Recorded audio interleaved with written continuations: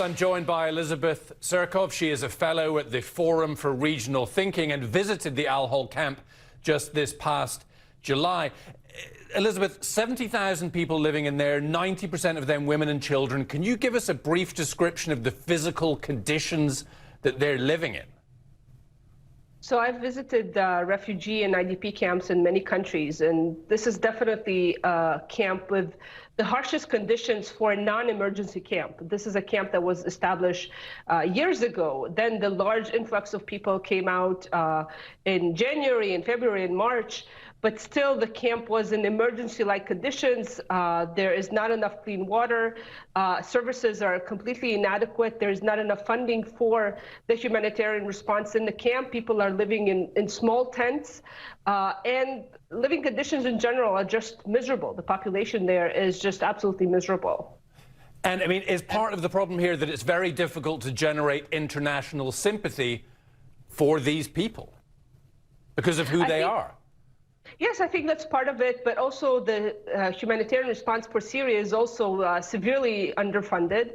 In addition to that, the camp was established very, very rapidly. Large sections of it were established in one day only because the influx of people who came out of this last pocket held by ISIS was much larger than expected. The U.S. intelligence believed that there are about 3,000 civilians in Baghuz and 60,000 people emerged. So the camp was completely unprepared to receive that such a large number of people, and as a result everything was made kind of haphazardly, and only now you see new phases in the camp, new sections in the camp being established that have kind of regular services, kind of typical conditions that you would have in a refugee or an IDP camp.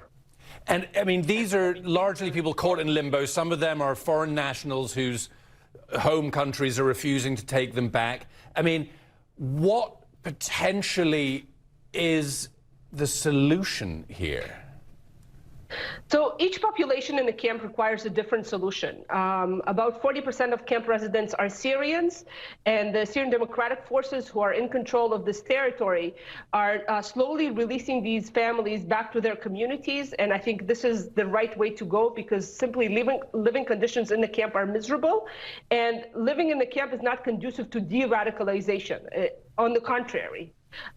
With the Iraqi civilians there, who make up about 46% of the population, they need to be sent back to Iraq, but they need to be sent back to camps or to their homes in a way that respects their human rights. Currently, the Iraqi government maintains a policy of internment, open-ended, of these families with perceived links to ISIS in camps where living conditions are terrible. There are abuses by guards, sexual exploitation, and then the foreign nationals, non-Iraqis and non-Syrians, who are about 15% of camp residents, need to be taken back by their countries. Those who've perpetrated crimes in Syria and Iraq, or foreign nationals, all need to face justice.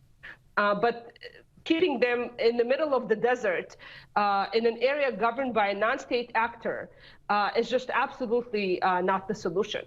I mean, you alluded to this in your last answer. I mean, that this camp could be a place for further radicalization. Listen, the caliphate is over. Does it appear that maybe we've dropped the ball on this, and in 10 years we're going to look back and say, we as the global community made a mistake by letting this situation fester?